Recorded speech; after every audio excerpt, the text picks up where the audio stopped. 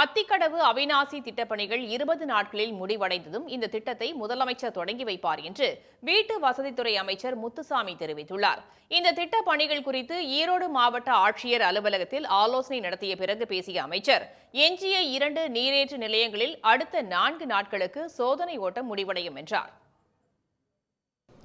குடிநீர் நீருக்காகவோ அல்லது ரோடை அகலப்படுத்துவதற்காகவோ பணி செய்கிற பொழுது அது கொஞ்சம் பாதிச்சிருக்கு.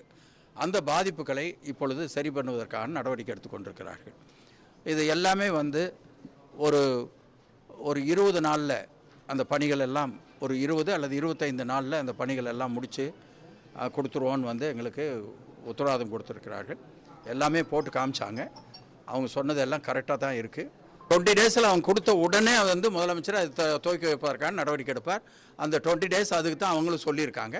எனவே என்னைக்கு முடிஞ்சு அவங்க ரெடின்னு சொல்கிறாங்களோ அன்னைக்கு அடுத்த நாளே திறக்கிறதுக்கான ஏற்பாடு முதலமைச்சர் இடத்துல நாங்கள் தேதி வாங்கி செய்து விடுவோம். உடனுக்குடன் செய்திகளை தெரிந்து கொள்ள சன் நியூஸ் பெல் ஐகானை கிளிக் பண்ணுங்க.